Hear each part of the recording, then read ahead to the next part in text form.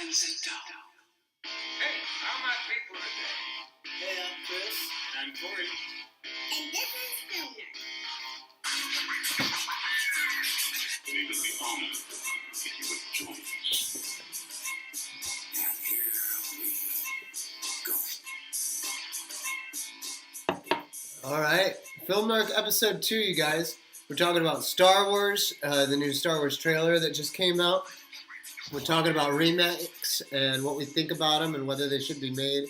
We got a new segment called Highbrow, talking about method actors, zombies versus vampires, and more. We got all kinds of great ideas to cover today, but before we do that, we're going to be talking about the Star Wars trailer. And that's, you may be wondering about Corey.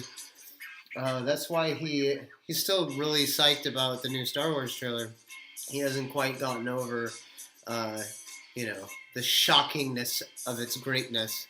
And so hopefully we can get him to wake up, and then we can talk about it. You got Ray. Okay. So it starts with the girl scavenging, right? Ray and BB-8.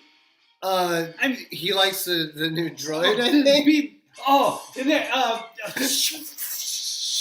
TIE fighters. Yeah. And the X-Wings. And then the Solo. Han Solo. He's all like, it's true. Yeah, he's excited about how it's going to cover the history, and we're going to be back at a place where they've kind of forgotten the lore of the Force. Oh, you got Kylo Ren, and it's just He's really excited about the fighting that Kylo Ren is going to be doing. Oh, it looks that's cool though. It's He's excited about the release of Luke and how we don't know when Luke is going to be in the movie yet. Just fighting the snow.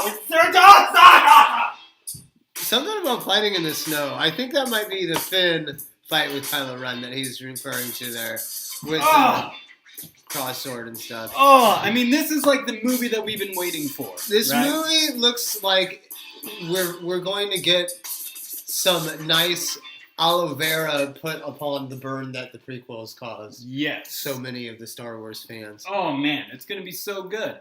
I mean, it looks like there's great character development. They're not spoiling a lot, which is great because we're all excited about a movie we know nothing about. Yeah, I think it's really fitting that we talked about this in the first episode about how trailers so often give away too much, and I think we've only seen really snippets from like the first act. We don't know the storyline at all. We don't know where the story is going to go. We just know kind of like, okay, these are the main characters for this story and a little bit of like where it might go. Yeah. And so they've done a really good job teasing it because they give you enough to get you excited for it. And I'm confident that it's going to be a good movie. Yeah. But we really haven't seen that much. And that seems to be pretty common across the board. Most people are like, oh, I'm so psyched. This is going to be really good. But we really haven't seen that much. So that's impressive. What's great about it is the tone that it's setting. I mean, it really seems like things are going to happen. And that carries weight. Like, you kind of know what you're going into with the prequels that they wound up making. Yeah. But it just never really found a rhythm or a tone. You just kind of didn't care throughout the entire thing. When we've only seen, at the most 2 minutes, maybe? And we care a lot. I mean, it gave a little bit of dialogue, enough for you to kind of get where the character's at in the movie. Like, where are they starting? Like, Rey feels like nobody. Finn's lost a reason to fight. Kylo Ren has this motivation that isn't extremely clear, but he's extremely dedicated to it, obsessed with the story of Darth Vader. I mean, it just... He's got some evilness. He's definitely dark. Yeah. And then there's characters that look like they're going to be big that we really haven't seen a lot of. Yeah. And then that's the biggest thing. I like that you brought that up, like, that you care. I think that might have been one of the biggest problems with the prequels. It was like, you really didn't care about the characters, and which is crazy because these characters are kind of, a big deal. So, this just looks like it's going to be better. It looks like it's going to be a little bit more cohesive. Looks like a movie that we can all get behind. One great thing that's out there right now, it's on Instagram, but you can also catch a full version of John Boyega's on YouTube. But it's the stars, the girl who plays Ray and John Boyega who plays Finn. I forget the girl's name right now. Sorry. But their reactions to the trailer, because it's the first time them actually seeing it. Oh, cool. And so you get to see them react. And the girl's like in her bed and it starts and she sees herself and she like pulls the cover up to her face. And then at the end of it, she's crying and she's like, it's so amazing. Like, it looks so great. And then John Boyega, he's watching it and he's like, yeah, he's watching it with someone. He's like, And he's like, yep. And then it shows him at the end with the lightsaber and Kylo Ren going to attack and he goes, whoa! And like jumps back and he like jumps over his couch and stuff. And he's like, ah! He's like high-fiving people and like posing like, yeah. Like, people care to be in this movie. Like, they are so excited and so invested into it. You know you're going to get their best stuff. Right. And it should be, because this is going to be the biggest movie in a really long time. Yeah, it's really quite incredible. So, judging, but I think those Mormons are going to knock on the door. If they do, that'll be awesome. They usually ask for like favors and stuff, right? We could ask them to help us co-host the show. They're going to want you to convert to Mormonism. Okay, if that happens during our show, I'm surprised going to keep it recording, and I'm going to talk to them, invite them onto the show if they want to be on it. Okay, so we'll see what happens. They're not going to knock. I feel like they should have knocked by now. I know. I guess they're just not dedicated. That was weird. It looked like they were walking down the driveway. Yeah. Like into... Okay. Mm-hmm.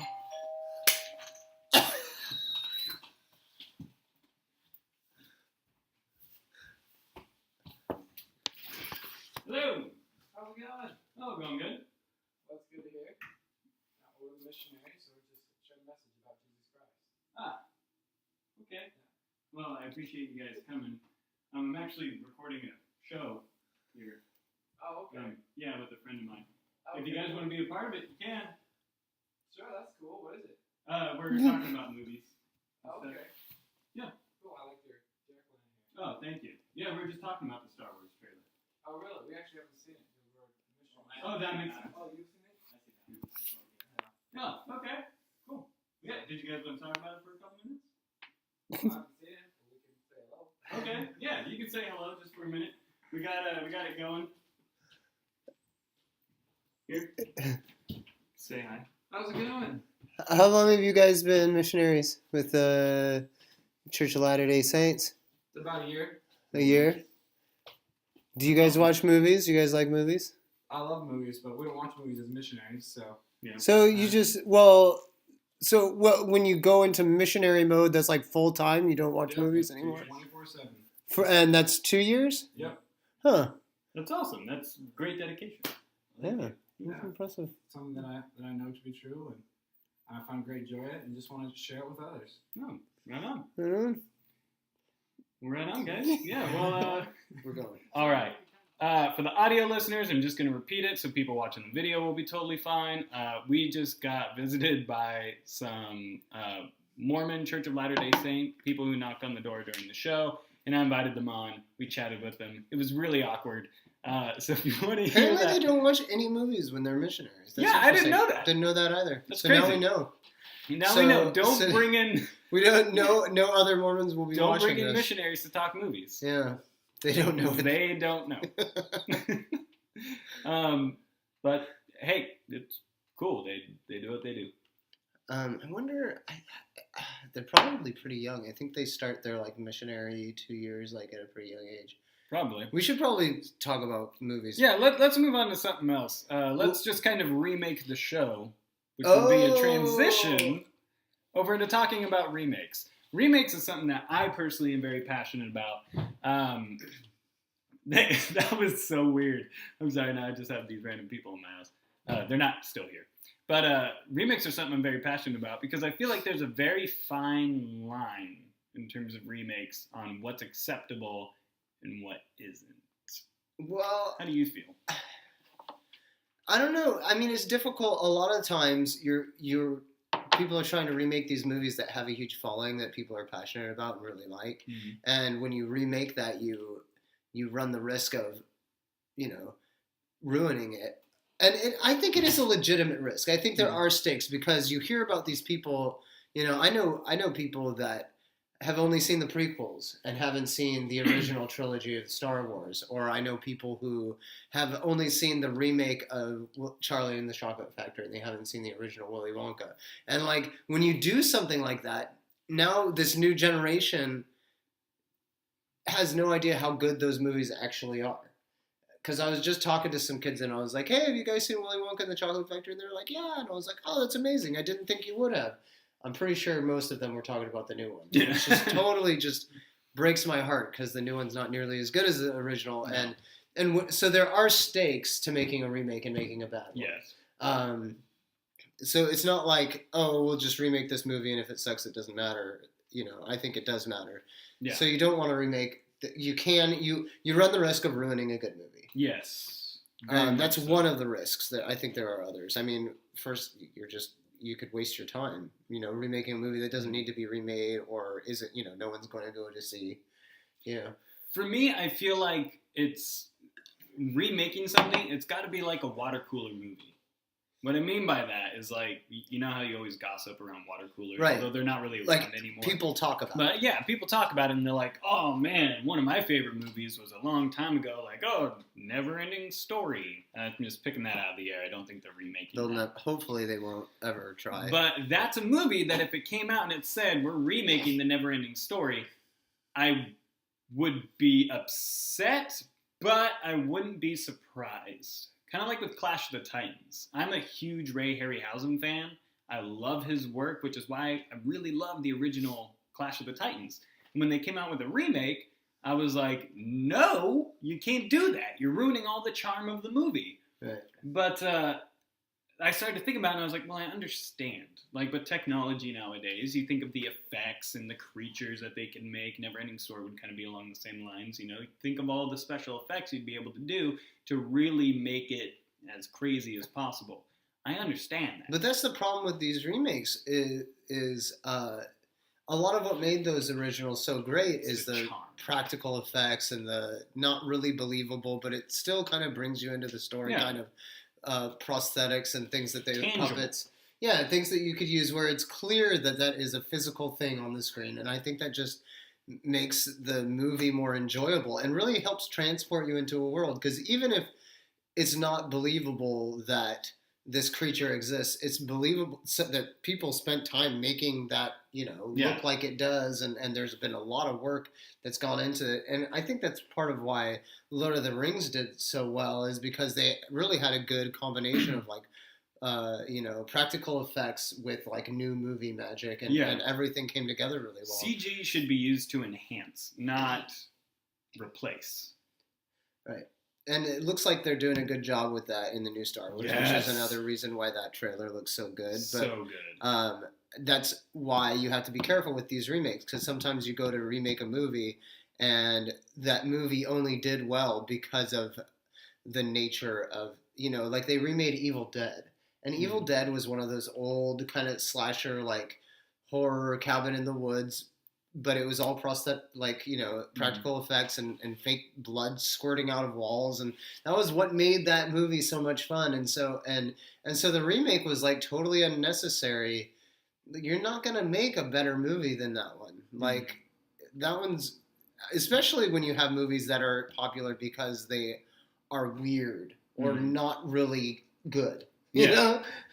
There's a lot of movies like that, and why would you ever try and remake a movie like that? Because you're never going to hit that sweet spot. You can't do it on purpose.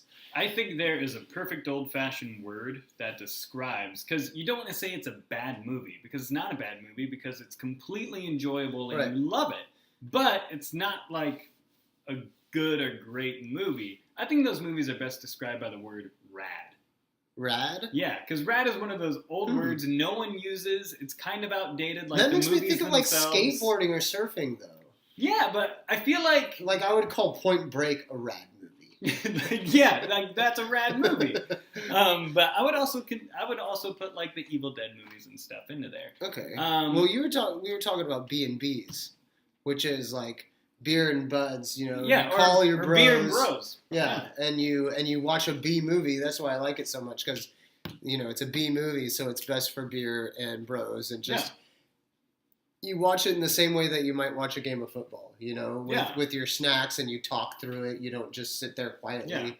And you laugh And you enjoy it. like what did we watch recently? Well, it wasn't that recent, but the Insane Clowns from Outer Space. Oh yeah, Killer Clowns from Outer Space, Killer or Clowns No from Outer Holds Space. Barred with Hulk Hogan. That's a It's great movie to watch with a friend and have some beers. You can't watch that. Some of those are so bad you couldn't watch them any other way. Yeah.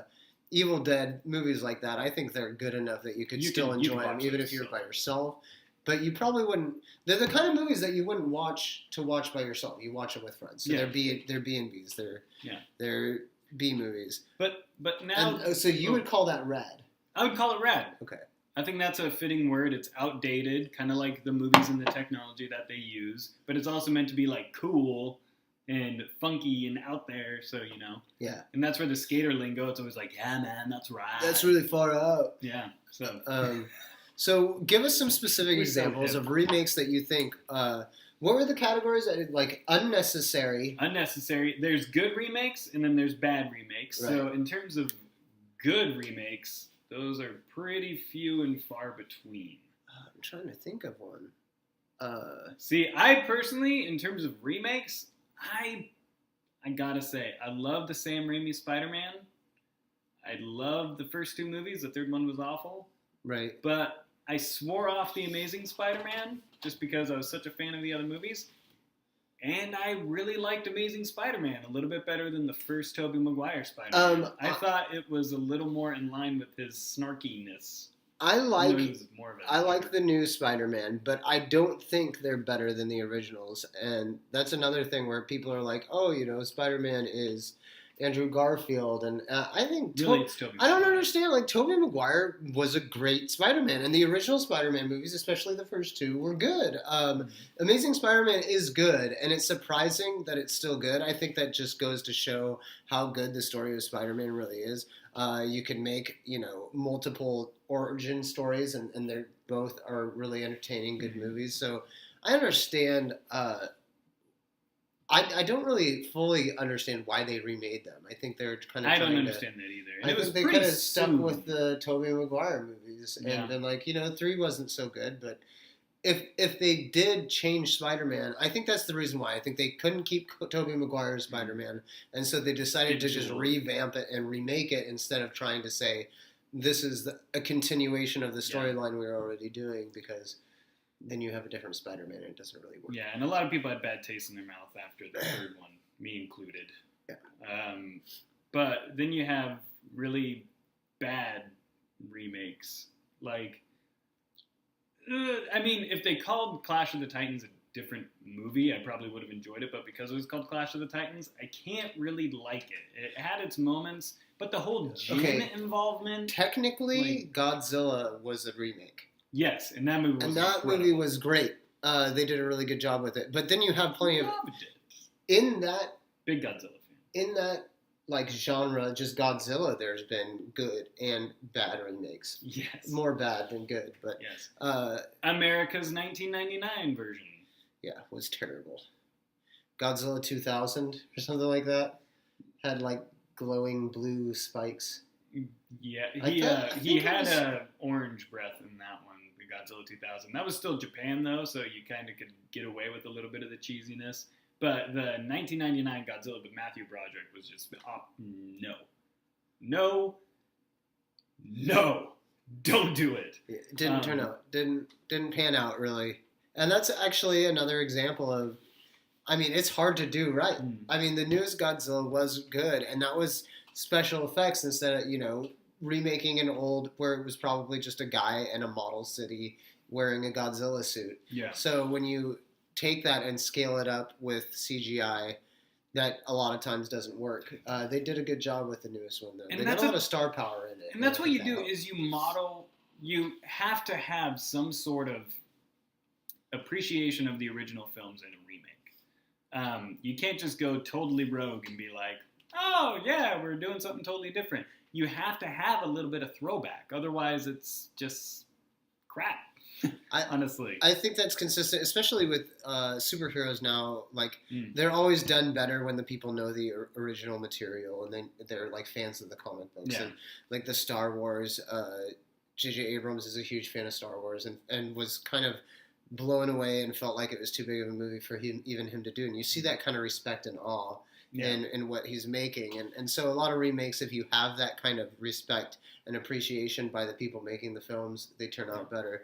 But a lot of times they're remaking movies that don't need to be remade, like Willy Wonka and the Chocolate Factory. Yeah. You can't if It's you really unnecessary. if you really pay attention to that original movie. It is amazing that it works because Yeah. it's really weird. There's a lot of like really fanciful, like unbelievable stuff, like right next to this really serious, like kind of darkness. Yeah. And it's crazy that it works and it's so friendly and kid friendly in the original. And they tried to remake that, and that's why the remake is so weird and not that good, because they tried to do that same thing. And I think of a lot of remakes, it's not really, they did a valiant effort, you know. It just doesn't really work, and it's nowhere near as good as the original. And so now you have this movie out there that people think is the only Willy Wonka when it's not, and that's sad. Do you feel like that's probably one of the most unnecessary remakes ever made? No, I'm sure there are far more unnecessary. Because I got remakes. one that I would vote as the most unnecessary remake in the world. Oh man, the most unnecessary ever. I'm not sure what I would say. What were you thinking? Footloose. Okay, yeah. Footloose. I adore the Kevin Bacon Footloose. Kevin Bacon, if you're listening to this, which I'm sure you are, Good job. we are one of the most popular podcasts no one's heard of. The most popular podcast no one's heard of. Yeah. The ones that are more popular than us, people have heard of. Yeah. So see? But the original Footloose is so good. It's so 80s. It's fantastic. Totally believable. Amazing actors in it. John Lithgow killing it as the priest. There's no like special effects necessary. No! So there's not like if you remake it, you can do better effects. There's no water cooler. There's Someone going, no you know what they actors. should do? There's no actors nowadays that would be better cast Yeah. in roles than Kevin Bacon, and I just don't. Yeah, there's no point. Why would you remake it? It's you know, not in a the movie that calls advancements for a of remake. dance over the past couple decades, I'm thinking we should redo Footloose. That is, Town that out they're loud trying to dancing. make money off the name of Footloose. Exactly. You know, and like the legal rights probably switched hands, and they were like, oh no, we have to make a movie. Karate Kid is a great example of that. Oh, Karate Kid was another really He learns bad kung remake. fu, not karate. They try to do like the whole, I'm secretly training you, but instead he's just taking off his jacket and throwing it on the ground and putting it on and then doing this and then putting it down on the ground. No one wants to see that. No one wants to see 5 minutes of a kid putting his jacket on and off, and then you're like, I was really teaching you how to block stuff, and you're like, don't care. That's really similar to the original. That's why they did that. I know, but it's not as good because you're watching him clean and paint all these different things, and you're like, right, he's working. He wants to work on. Yeah. And you're like, okay, why does But he have him doing all with this the remake, stuff? it's all he's doing is taking his coat off, putting it back on, Yeah. taking his coat off. Yeah, putting it Mr. back on. Miyagi in the original does like all these different things, and then at the end, he Paint. just starts violently like attacking Wax him, on, and then wax he's off. finding out he was actually teaching him while he was doing normal stuff. Like, he's probably like, why does he keep having me take my jacket on and off? I don't know what this has to do with anything. Well, it was like Oh, it you were was this kind of a training me. movement, and Yeah. I don't understand Fairly obvious. how that would be a good movement in a karate fight. You know? And the original Karate Kid. Oh, you're gonna punch me? Yeah, like you might knock some fists away.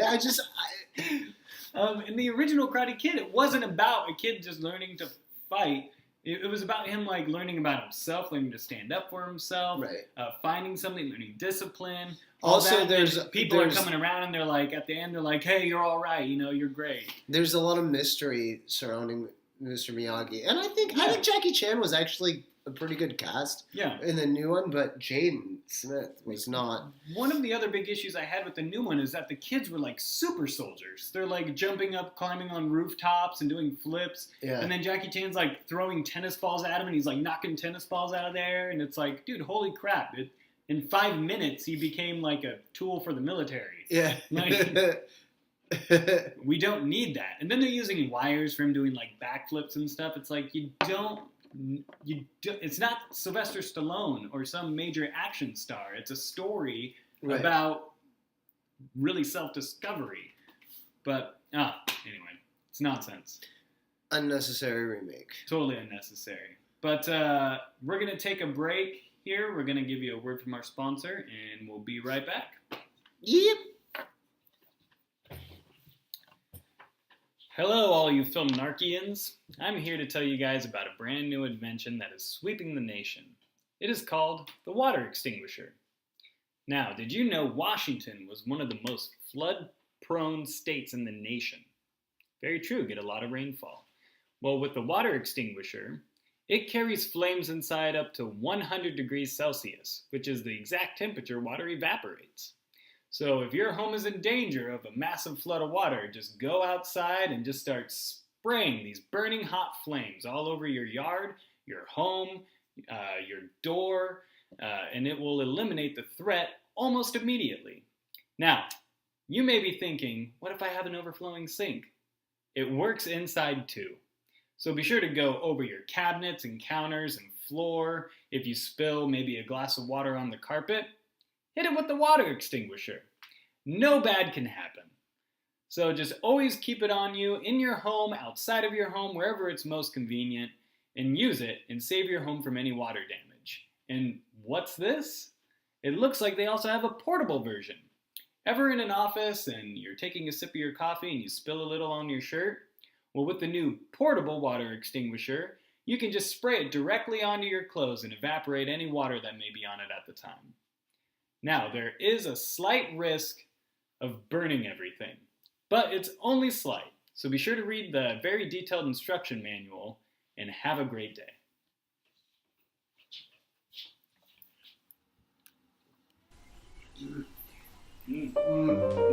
Brilliant.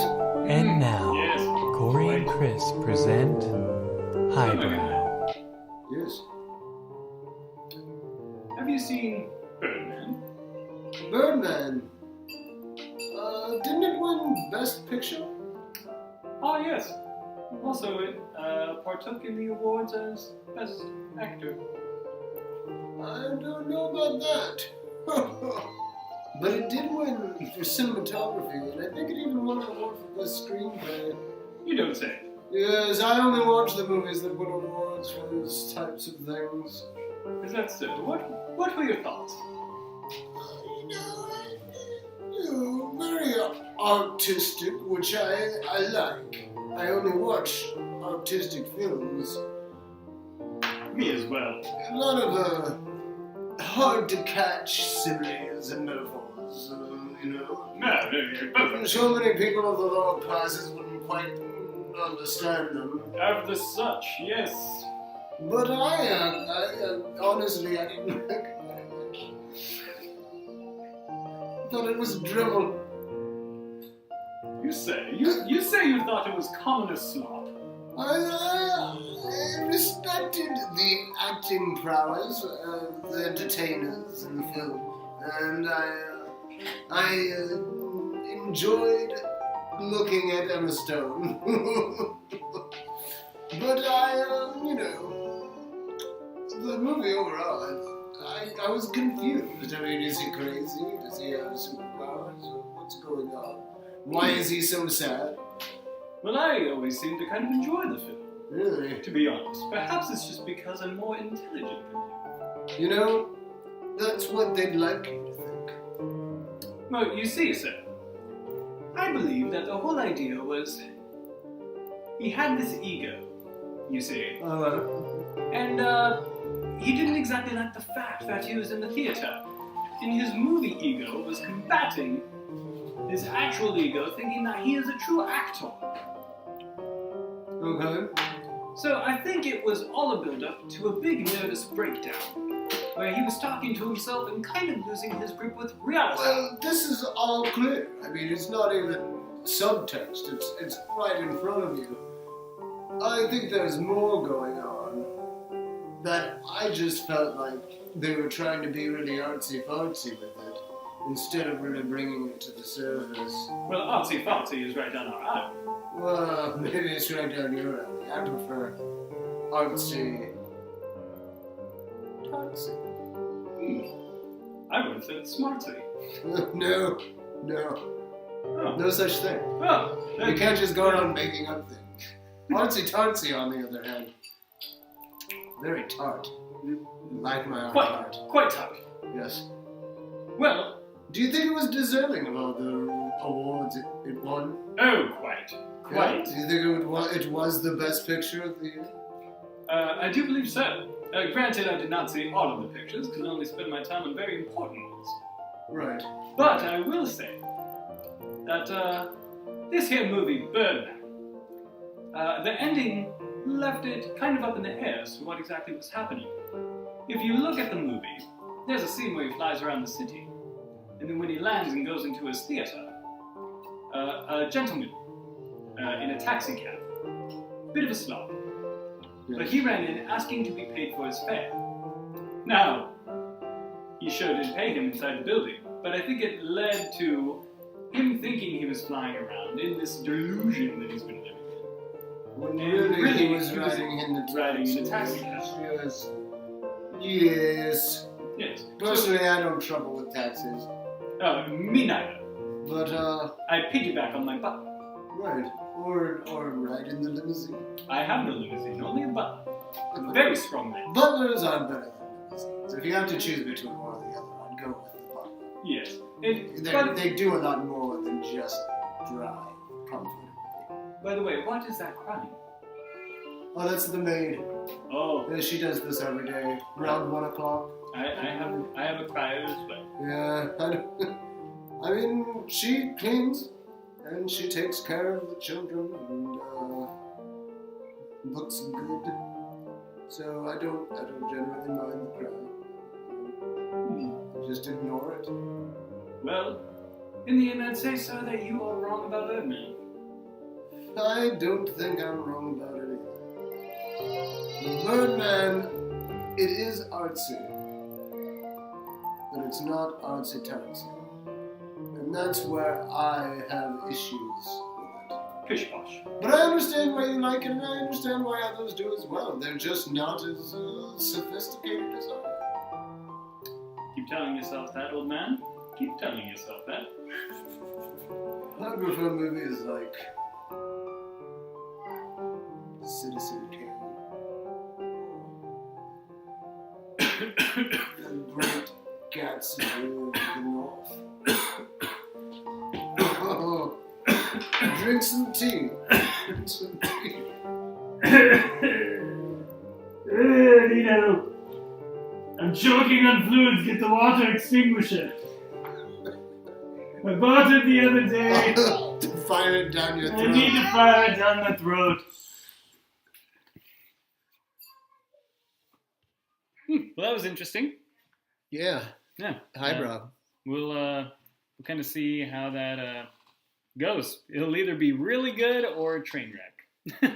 Yeah. Either way, we had fun. I think it's gonna be fun. It's gonna be fun. Method actors. Method actors. Method actors and method acting in general. Method actors. I want to talk a little bit about whether you think it's a legit method.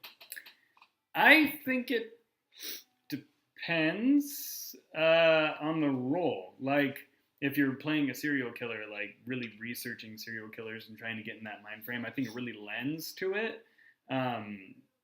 Because there's lots of different method acting. There's someone that's my favorite in terms of method acting, but just because of how crazy it must be. Right. But we'll talk about that. I think every role requires some research. I don't think that's the same as method acting. Method acting is a little bit more trying to Extreme.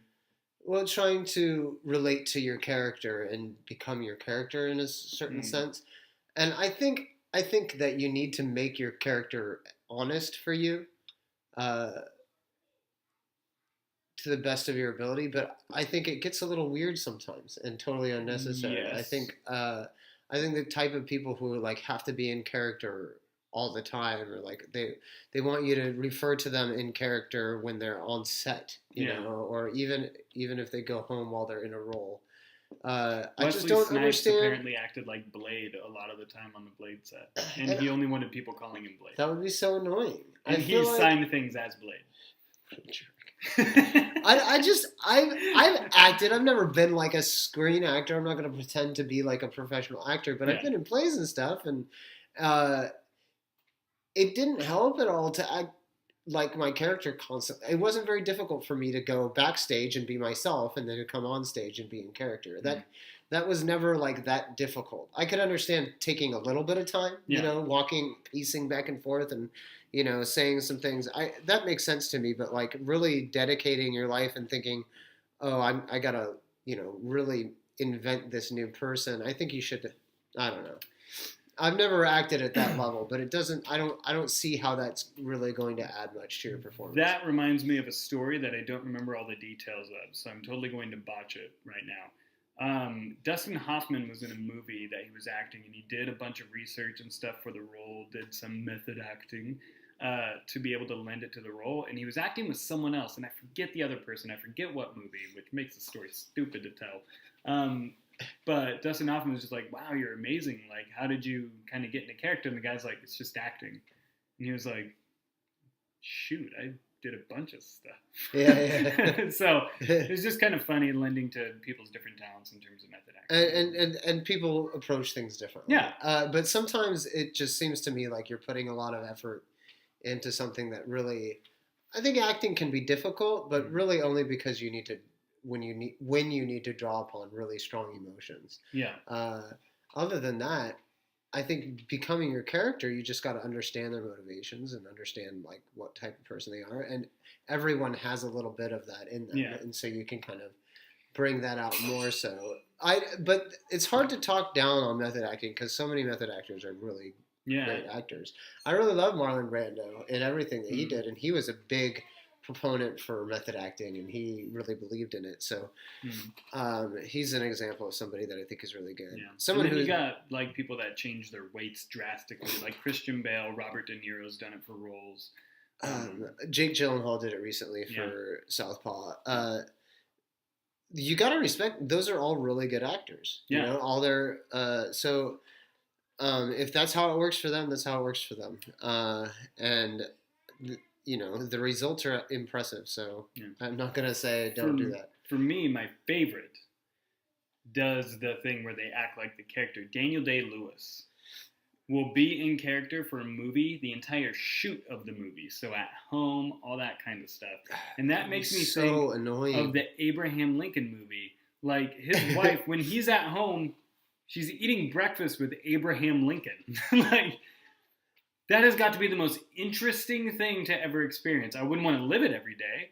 I feel like it would be so annoying. I mean, does he have any friends? Like, I would get so sick of it as a friend. I would be like, can you please be Daniel Day-Lewis now? Like, I'm sick. Like, I feel like I can't hang out with my friend whenever he's working because the entire time he takes on a different character. Oh, man. You're like, honey, hey, can you go to Fred Meyer and, like, pick up some food for dinner? And somebody's like, Fred Meyer? That doesn't exist. Who is this grocer by the And name there's of Fred another Meyer? thing that's just silly about that. It's not like you're riding in your chariot drawn by horses. He might be. To work. No. You he's don't know. not. You never know. I would not be. If He's not going home and eating his slave-grown corn. You know?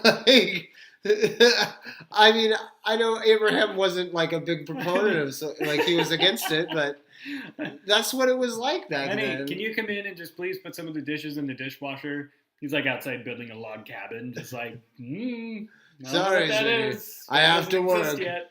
Dishwasher, I don't know what that is.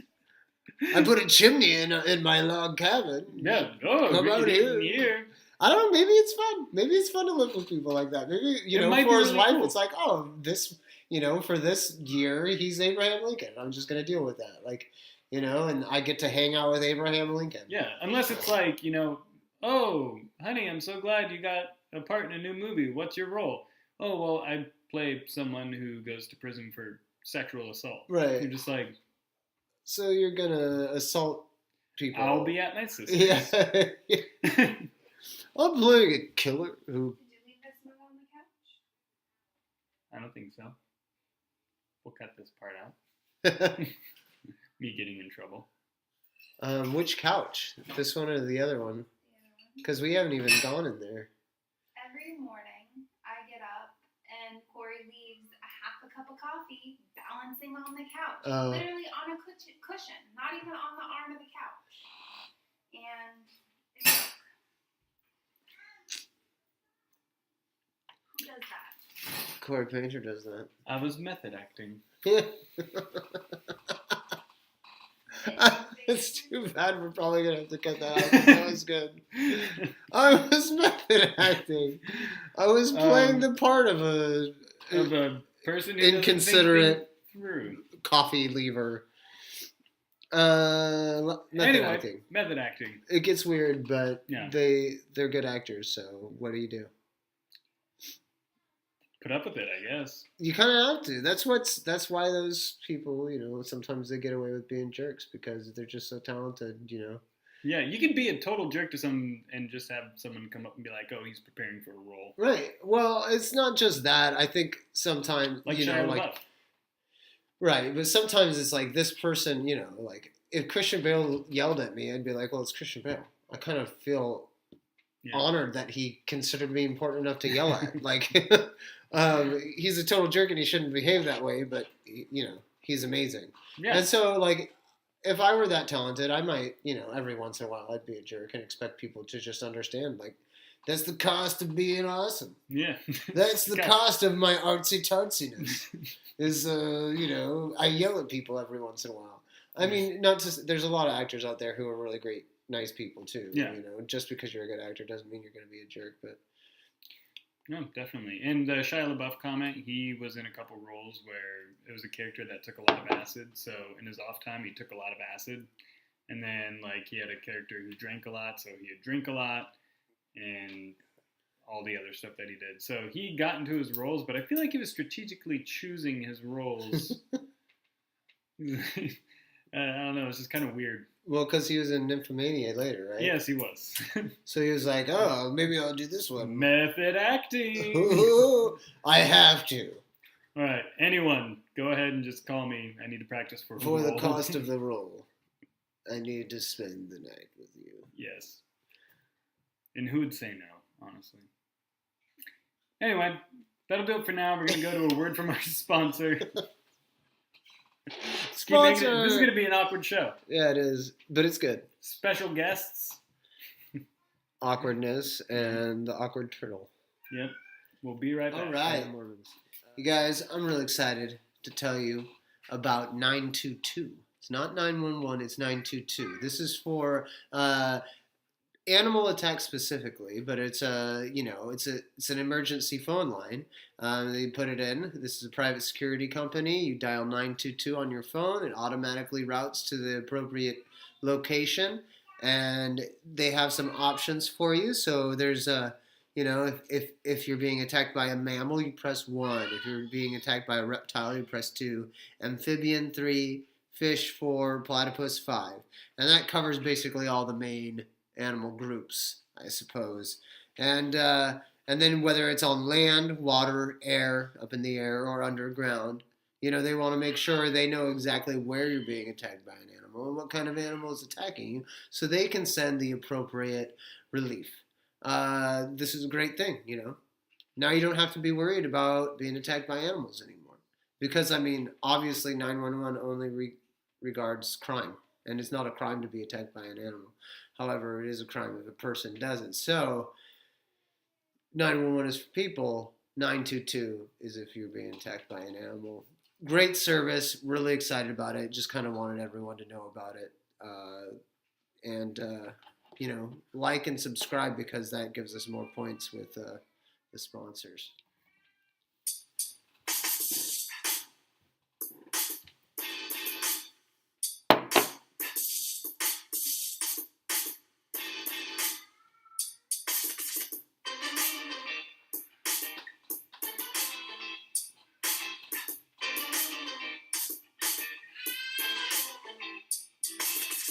All right. Always fun to dance to Yeah, some we music. have too much fun in between our openings. Halloween is upon us. Believe it or not. Coming You can up hear in the like a week, screams. I think. Yeah. And I thought it would be a good time to discuss 2 horror movie mainstays and put them into the Thunderdome and see who comes out the victor. We're talking, of course, about zombies and vampires. Yeah. So- Which world would you prefer to live in? Which one do you think makes for a more entertaining movie? Mhm. Which one, or do you prefer? But I think one of the more interesting questions is which world would you prefer to live in? Yeah. Both zombies and vampires would change your existence to the point where much more of your attention is placed upon just surviving. Yeah. Which would change, it would be a big change. I think zombies a little bit more so than vampires because vampires can't come out during the day Yeah. traditionally. So your days might operate pretty similar to the way they always do. Yeah, I feel like with vampires, you could come up with a system. It'd have to be very, very detailed on how to solve it.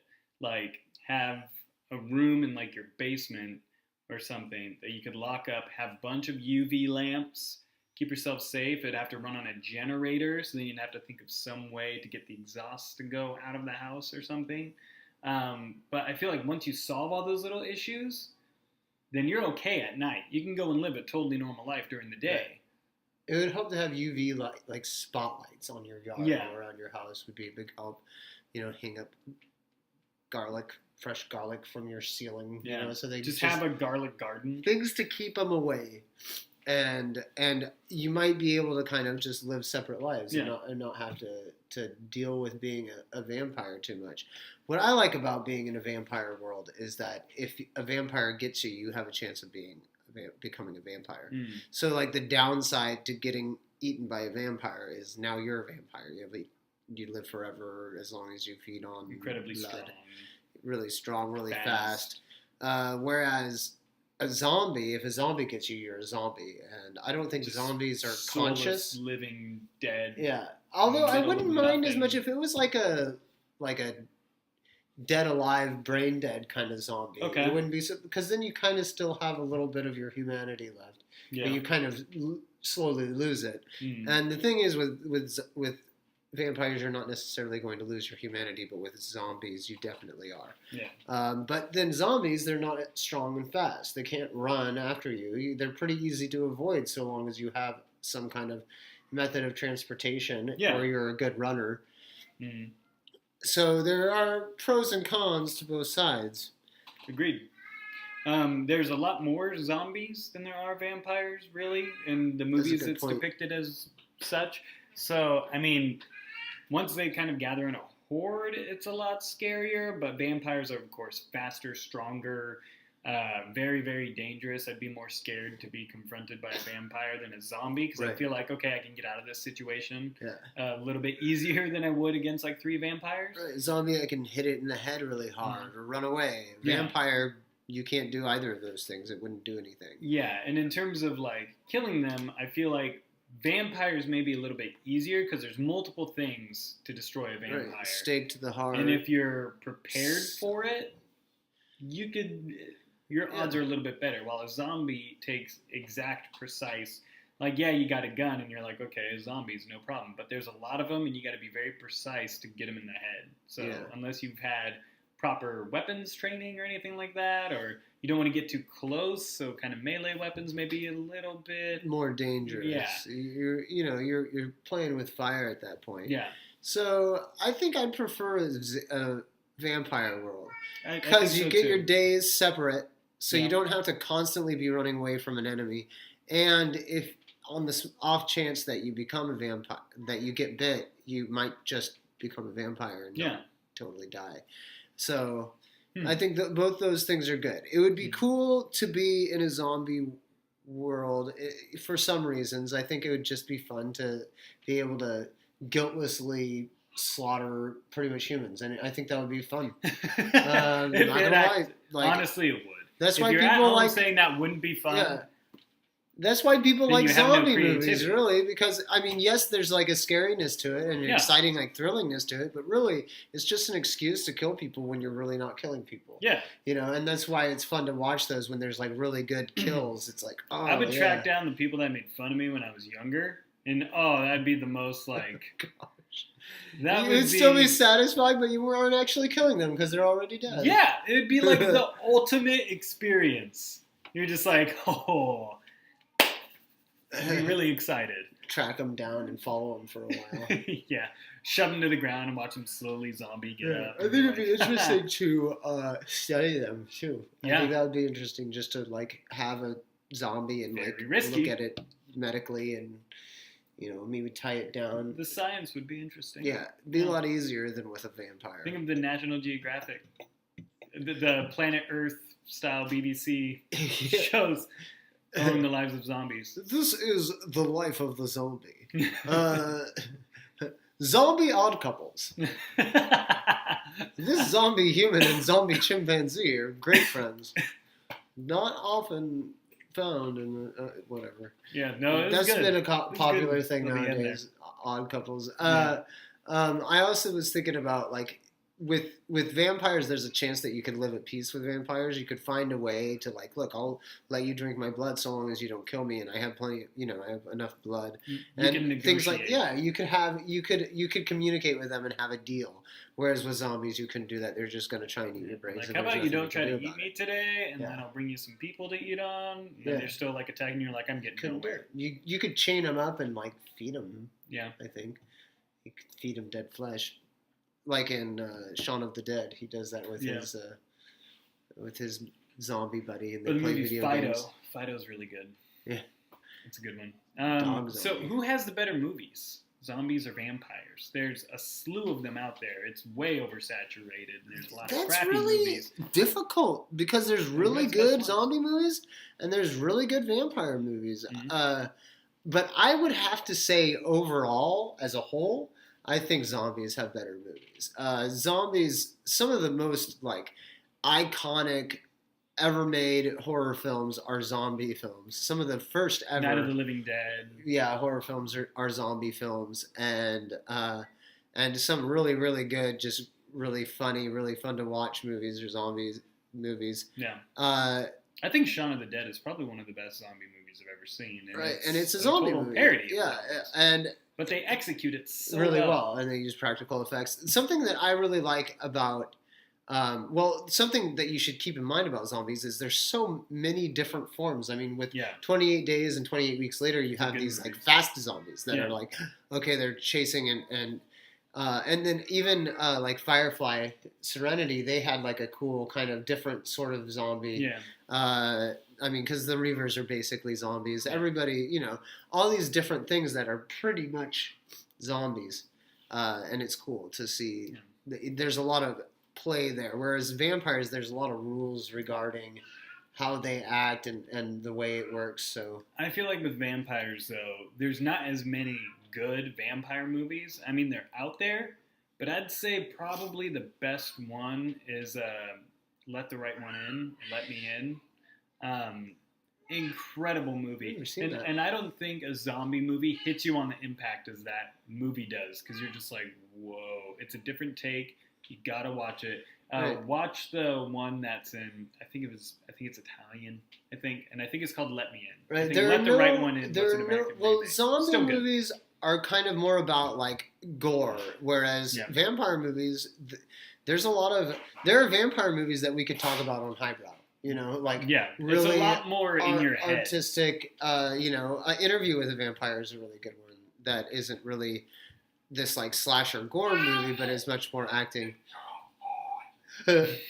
I think zombie movies are a lot more like primal and physical. Say cookie. And I think vampire movies are a lot more intellectual. Yeah, exactly. And I think that's why like a lot of vampires, the lore has to do with like how they behave with you. Like This is my daughter. you have to invite them in to your home and things like that. She's excited. That was a fun visit. I'm glad that she visited us. During the zombie vampire section. So there's a lot of really good zombie TV shows, but there's good vampire TV shows too. So I mean, there's good in both camps, but I think overall the zombie movies there's just more and better ones, and then the vampires, it's more in your head. Yeah. I like vampires and zombies. They're I good. like them both. I mean, either way, you're going to have a moment where someone's going to die, and it's going to be really dramatic, and you usually have that cheesy scene where they say something to them motivational in their last breath. So let's pretend for a second that last thing they say in their last breath is a movie to watch, which will bring us to our next transition, which will bring us to our next thing we're going to talk about. Let's say you're dying, and your loved one's holding you, and they're like, "No, you can't die. I don't know what I'm going to watch this weekend." Exactly. It happens all the time. All the time. It's what most, I think, doctor shows do that a lot. We need to know what movie you're going to tell that person to What watch. movie You did got you say? one movie to pitch. Just one. So, and that has to do with the technique behind my pick. Because Okay. whenever I feel like suggesting a movie to someone, there's an assumption that you make that this person hasn't seen this movie. And you don't want to waste your one last breath movie on a movie that someone's already seen or is more than likely has already seen. Okay. So I picked one that had a lot of impact on me. I think it's a really great movie, but I think a lot of people may not have seen it. Okay. For me, and this is still a work in progress, this movie could change, but I think right now if I had to just pick one movie to suggest for people to watch, in this day and age, it would be Seven Brides for Seven Brothers. Very funny, very feel-good musical. You don't see musicals like that anymore, and those kinds of movies are a lot of fun. It's a good B&B movie to sit down with friends and watch it.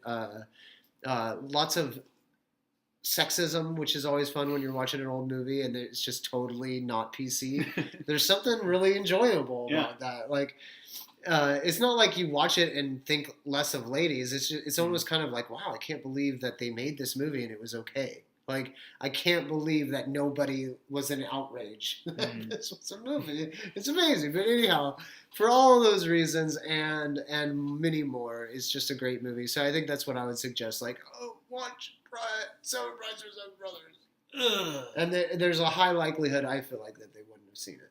Yeah. Huh. I didn't think of it that way. I thought of it more like, what's the one movie that I just personally love that is like, you know what, watch this movie because I want you to think of me. Right. Right. So it's more of like, this movie is a representation of who I am. Yeah, remember me through this film. Which I feel like Seven Brides and Seven Brothers, I mean, I'm not sexist, but like, the kind of like high, like, you know, friendly feel-goodness of it would be, I think it would totally work. I wouldn't be surprised if my friends watched that and said it made them think of me. Yeah. So. For me, I think I kept going back and forth between a lot of movies that I love, but they just didn't quite, it's really hard. Right. You only get to pick one. I'd probably tell people Airplane. Nice. It's a good representation of me and my humor.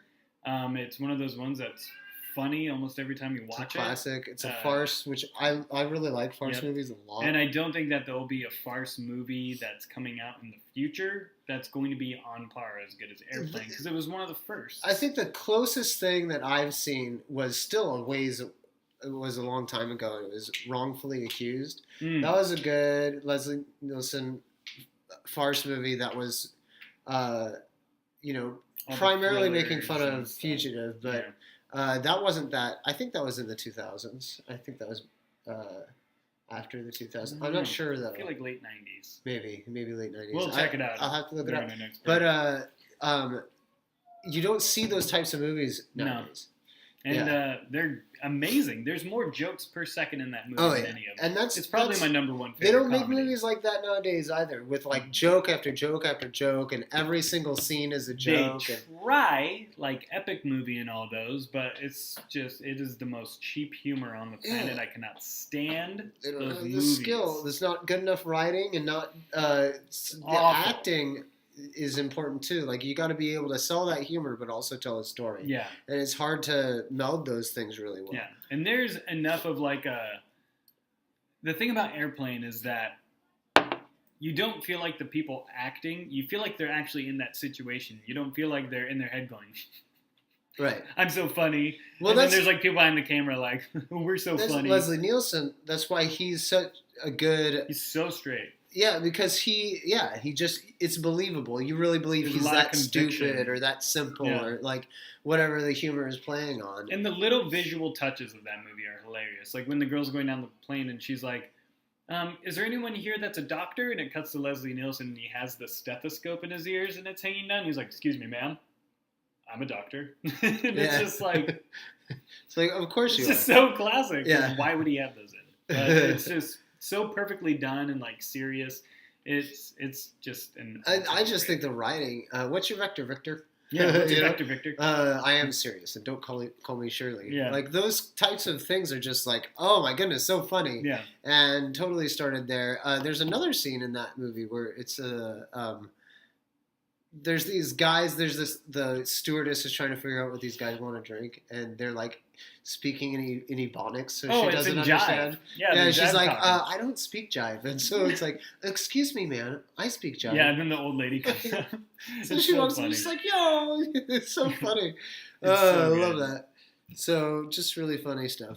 Yeah. Good movie, and slapstick comedy that you don't see nowadays either. So Yeah. that's a good choice. Airplane. Thanks. I like the Naked Gun movies a lot. Those too. are classic. So yeah. Yeah, he does good stuff. Anyway, we're going to take a break. We'll be right back. I think we did this last time too. I like this one.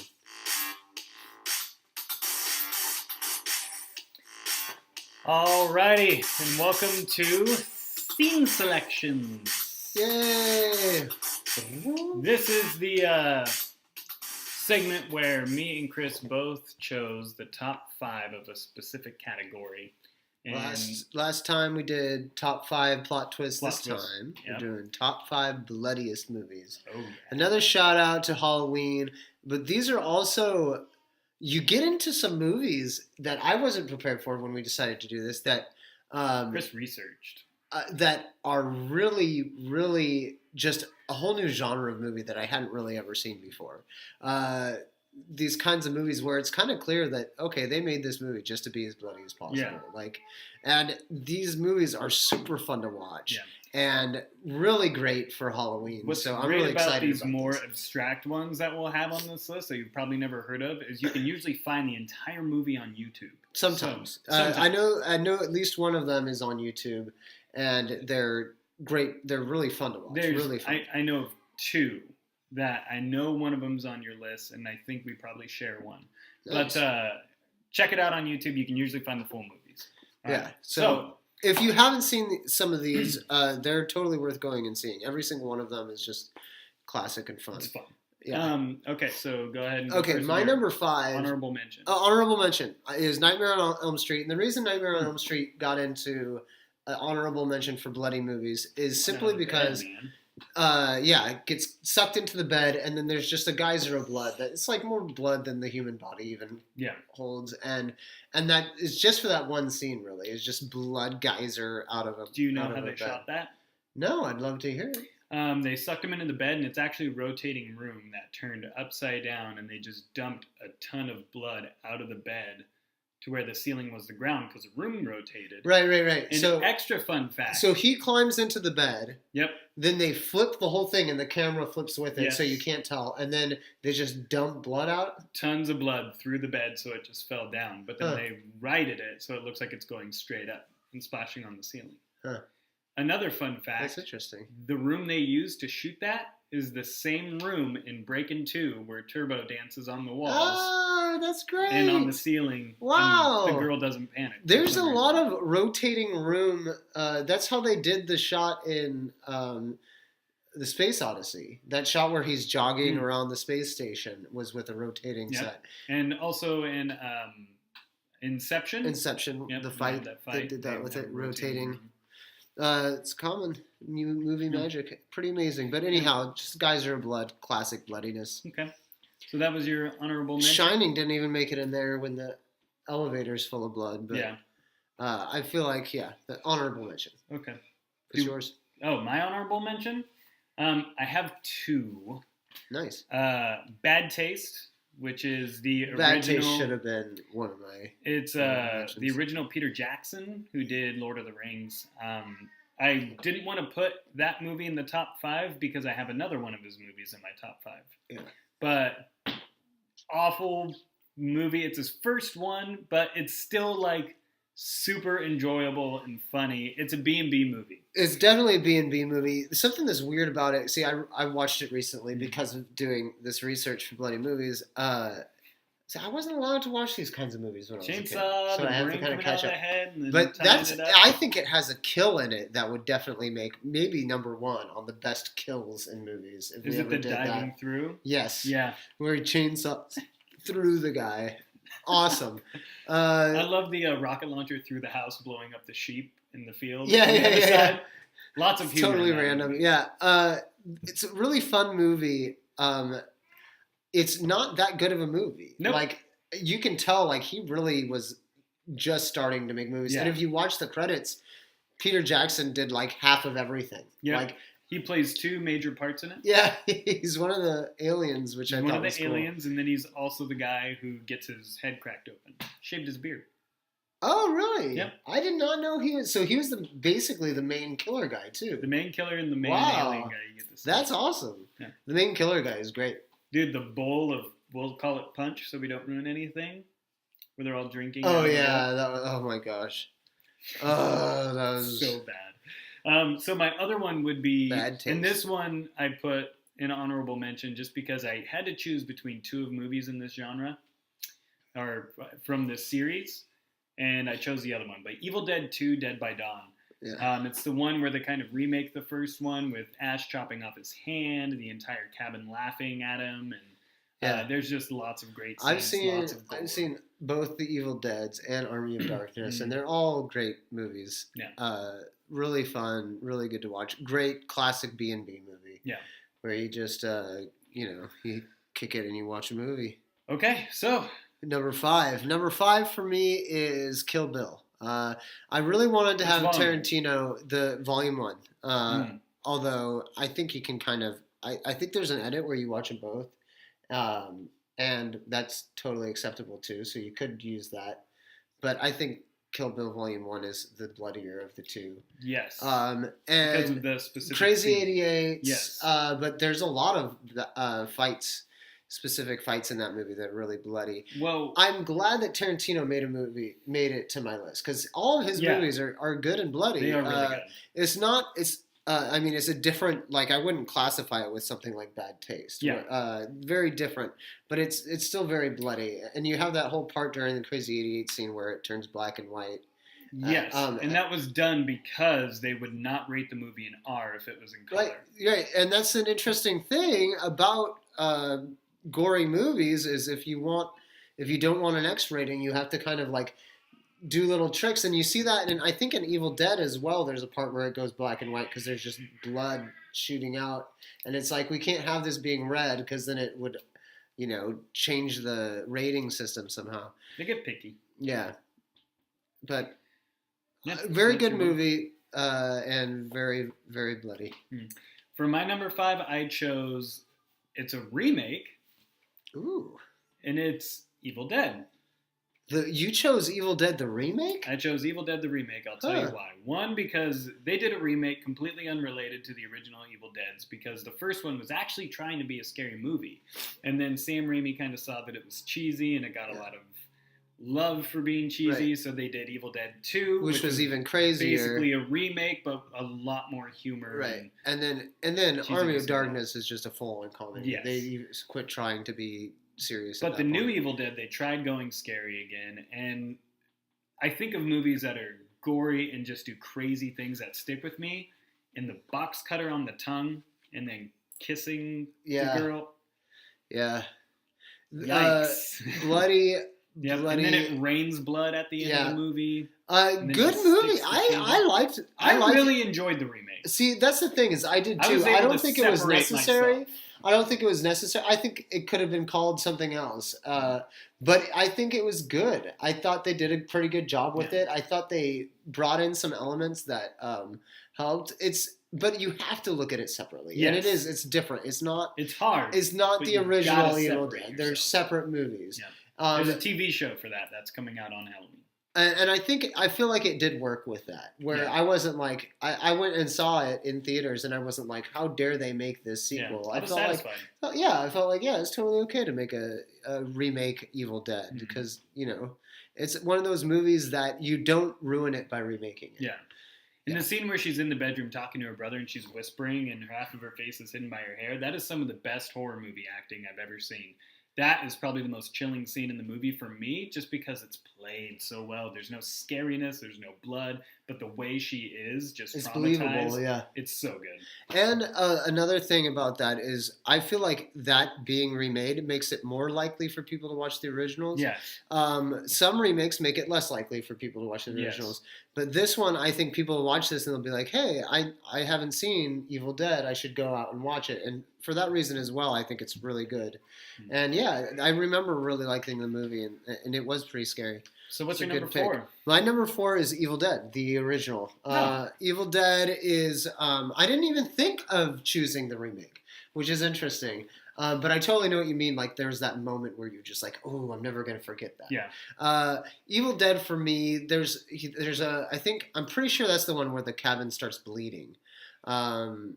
And like something happens, the hole gets knocked, and blood Think just so. starts like bleeding. It's like oozing blood out Yeah. of the cabin constantly.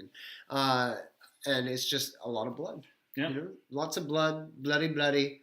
It's also got those kind of elements where it's just like, wow, I'm never gonna unsee that, and that was gross. Yeah. So, which I feel like comes hand in hand with bloody. You Yeah. know, it's like it's not the same as bloody, but if you want a bloody movie to have those kinds of moments where it's just like they're scarring me with the visuals, So I don't know, Evil Dead, great movie, it needed to be on the list. Okay.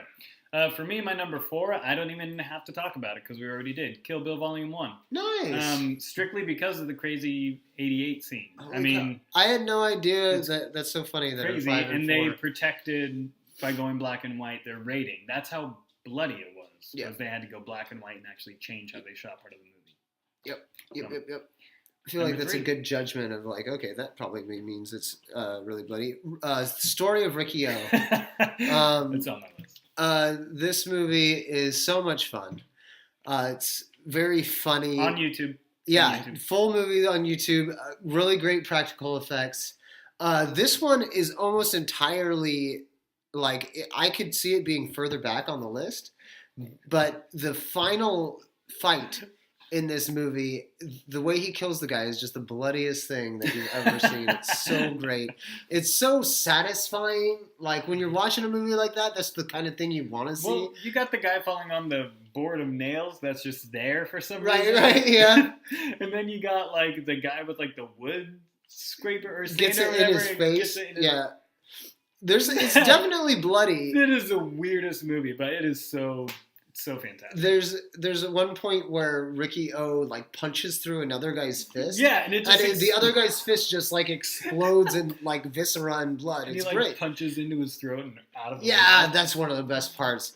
Fist in the Great. throat, out the mouth. Whatever. And he punches a hole through a guy's stomach and like blood is just like oozing. Yeah. It's very bloody, very funny. The whole thing's on YouTube, which is great. Yeah. It's really fun to watch. Man, I saw it for the first time recently, and I was like, man, this would be really fun to watch with people. Actually, the last all three 1, 2, and 3 for me. Every single one would be a lot of fun to Yeah. watch with a group of people. So My number 3 would be Zombie. It is an Italian movie, and when it was released in Italy, it was Zombie with just an I and no E, and it was actually called Zombie 2. I think they were trying that's to connect it to because they there was a different movie called Zombie, Hmm. and that was really popular there, and they tried to piggyback on the success of Zombie by calling it Zombie like Troll 2. 2. Yeah, even though it's technically not a sequel. Yeah. Yeah. But this Nice. was great practical effects. It has a couple scenes that are just baffling on how it was made, honestly. Like have there's to a look that scene one up where and a watch it. zombie is walking along the bottom of the ocean where a girl's scuba diving and attacks her, and a shark shows up and the zombie fights the shark, but it's like a real shark, and the guy's in a zombie outfit, and I don't know what he has for an air pack, but they're literally fighting underwater. Yeah, a zombie and a shark, right? Yeah. And you know what that means, because when you watch that scene, the zombie bites the shark a few times. Yeah. So that shark is gonna be a zombie shark. Possibly. If the disease of zombie Is transferable to animals, yeah, which it is in a lot of other zombie movies. You get zombie dogs is pretty common. Yeah. But yeah, dude, I love the idea of zombie sharks. But the scene that I'll watch anything gory, I can watch it and enjoy it. But there's one scene that I really have a hard time with, and it's in this movie. Is they break through a wooden door and grab a girl's head, and they slowly pull her face into a splinter, and it goes through her eye, and then she like moves her head, and it like breaks out. It is one of the hardest things to watch. I'll show you after this. How exciting! Yeah. I'm excited to see it. Yeah. Zombie. This is the sort of stuff that when it really gets, these are really fun movies to watch, but they're disturbing. Yep. Okay, What so do you my got for number number 2 is Dead Alive, or Brain Dead. This is a Peter Jackson film, Yeah. one of the early ones that he did. He did Bad Taste, and then he did this one. This movie is amazing. Really, I love the sense of humor in it. It's really funny. There's a lot of humor, a lot of really good acting, and I love to watch a good film where you don't know any of the actors. And that's the way this is, because it was in New Zealand. Yeah. And so we don't know the New Zealand actors, so you don't know anybody in it. But the effects are incredible. The scene practical at the end effects is are unbelievable, and outstanding when you think about the it. lawnmower at the end is incredible, and there's also a lot of humor in that Yep. too. But And two his mom, zombies when have she's sex that in this demon movie. monster. There's a zombie baby who's like killing people, and I think eventually they put him in the food processor, and like, no, that's somebody's head. It's incredible. Yeah. It's so bloody. It's so amazing. And it's full of these things that You even you never get think zombie you'd see. organs that move around on its Yes. There's a set of intestines that keep attacking him. own. Yeah. Which also kind of looks like there's some lungs Yeah. or something. I don't know. It's amazing. It's amazing. But it's all worth it if he gets a lawnmower, fires it up, and just takes it Walks. into an entire house of zombies and This just movie is actually my number grinds them one. up. And I almost made it my number one because of that scene. At the end of it, he's covered in blood, obviously, and like pieces of like zombie bits, and the whole room is just covered in blood. It's so bloody. It's so great. I'm not sure if it is still the title holder, but for a very long time, that movie, because of that scene, was the movie to use the most amount of faint blood ever in a movie. Nice.